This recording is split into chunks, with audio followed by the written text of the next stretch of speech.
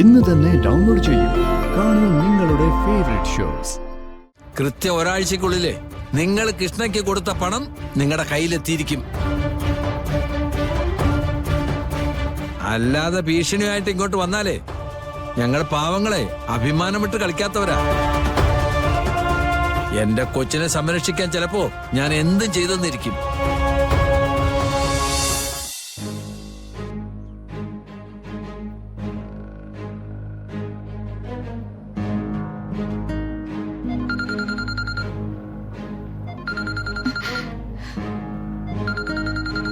സിത്തരമേടാണല്ലോ. എടുക്കണ്ട. എടുക്കുമോളെ, ഇനി ഈ കോള് നിനക്ക് വരാൻ പാടില്ല. അങ്ങനെ വേണം സംസാരിക്കാൻ.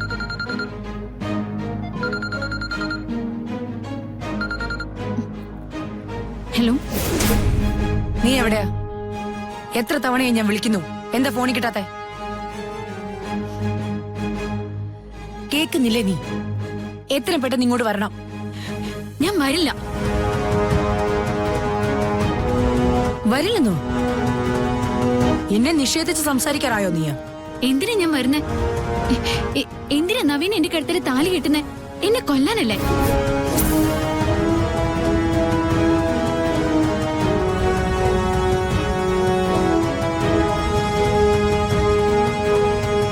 ഞങ്ങളൊന്നും അറിയില്ല എന്ന് കരുതിയല്ലേ? കളരിക്കൽ കുടുംബത്തിലെ സർപ്പശാപത്തില് അവിടുത്തെ ആണുങ്ങൾ ആദ്യം താലി കെട്ടുന്നവര് മരിക്കും. മകളെ രക്ഷിക്കാൻ വേണ്ടി നിങ്ങൾക്ക് എന്നെ കൊല്ലണം, അതല്ലേ നിങ്ങളുടെ ഉദ്ദേശം?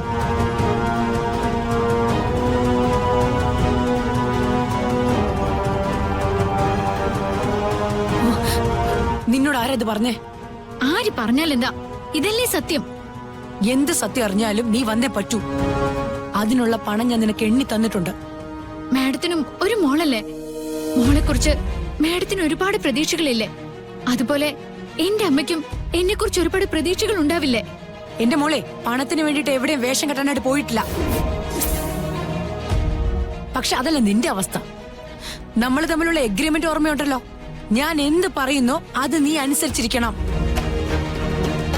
അല്ലാതെ വെല്ലുവിളിയുടെ ഭാഷയിൽ സിത്താര എടുത്ത് സംസാരിക്കാൻ നിന്നാലേ നീ അവസാനിക്കാനായിട്ട് ശാപമൊന്നും വേണ്ടി വരില്ല.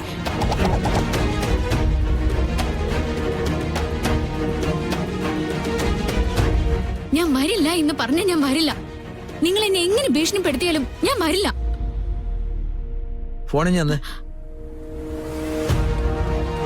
ഞാൻ ഗോപാലനാ. നിങ്ങളെപ്പറ്റി ഞങ്ങൾ ഇങ്ങനെയൊന്നും അല്ല ചിന്തിച്ചു വെച്ചിരുന്ന മാഡം. ഒരു പെൺകുട്ടിയെ കൊല്ലാൻ ഗൂഢാലോചന നടത്തുക, ഒരു വിഷമവും ഇല്ലേ നിങ്ങൾക്ക്? താനാരാ ഇക്കാര്യത്തിൽ സംസാരിക്കേ?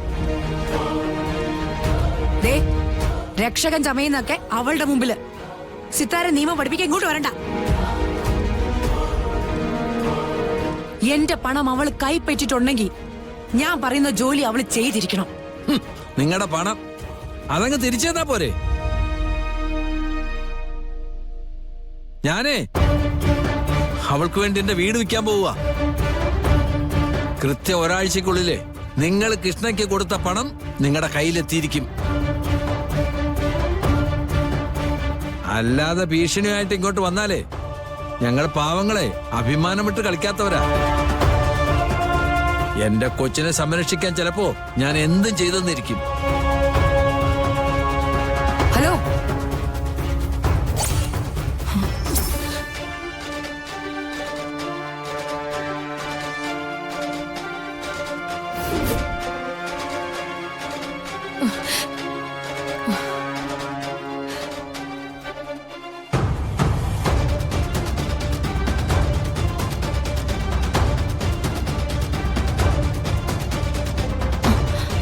എന്താ മാം? കളരിക്കിലെ സർപ്പശാപത്തിന്റെ കാര്യം അവൾ എങ്ങനെയാ അറിഞ്ഞത്? നീ എന്തെങ്കിലും പറഞ്ഞായിരുന്നോ? ഇല്ല മാം. പിന്നെ എങ്ങനെ? അങ്ങനെ ഒരു കാര്യം അറിയണമെങ്കിൽ നമ്മൾ അറിയാതെ നമ്മുടെ അനുമതിയില്ലാതെ അവൾ കളരിക്കൽ പോകുന്നുണ്ട്, സംസാരിക്കുന്നുണ്ട് എന്നല്ല അതിനർത്ഥം. അവൾ നീ വരില്ലാന്ന്. അവനുണ്ടല്ലോ ആ ലോട്ടറിക്കാരൻ ഗോപാലൻ, അവൻ അവന്റെ വീട് വിറ്റിട്ട് എന്റെ കടം തീർക്കാൻ പോകുന്നു. എന്റെ തീരുമാനങ്ങൾക്ക് തടസ്സം നിന്നവർക്കൊക്കെ എന്താ സംഭവിച്ചെന്ന് നിനക്കറിയാലോ. അവിടെ കാര്യത്തിലും നടക്കാൻ പോകുന്ന അത് തന്നെയാ. അവളുടെ കാൽക്കലേക്ക് വരും, വരുത്തും ഞാൻ.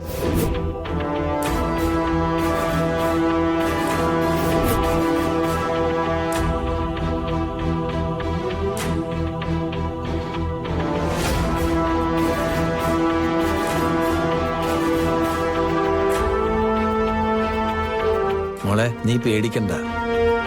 ഇനി നിനക്ക് അവരുടെ ശല്യം ഉണ്ടാവില്ല. ഗോപാലേട്ടാ, ഒന്നിനും മടിക്കാത്തവരാ അവര്. കടിക്കുന്ന ഉറുമ്പിനെ ആരായാലും കൊല്ലും. അത് പാവപ്പെട്ടവനായാലും പണക്കാരനായാലും ഒരുപോലെയാ. അവരുടെ മോളുടെ കല്യാണം അവരുടെ ഉത്തരവാദിത്വ. അതവരെ എങ്ങനെയും നടത്തിക്കോട്ടെ. മോൾ അമ്മയുടെ അടുത്തേക്ക് ചെല്ല്.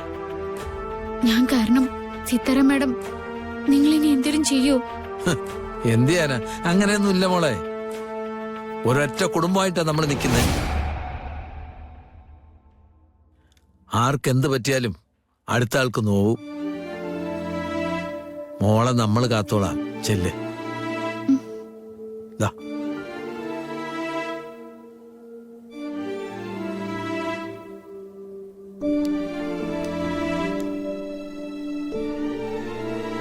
കാര്യങ്ങളൊക്കെ ശരി, പക്ഷേ ഒരുപാട് ശ്രദ്ധിക്കണം.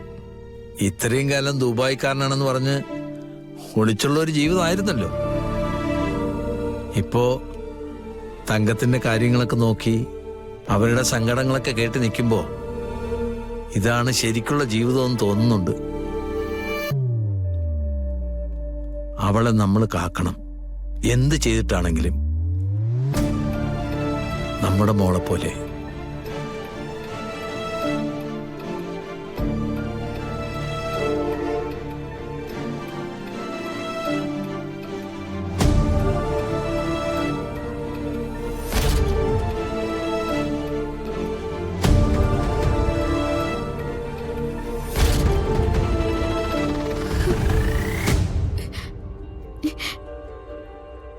ദേവി, അമ്മയുടെ കാര്യങ്ങൾക്ക് ഒരു തടസ്സം വരല്ലേ. എന്റെ അമ്മയെ കാത്തോണേ.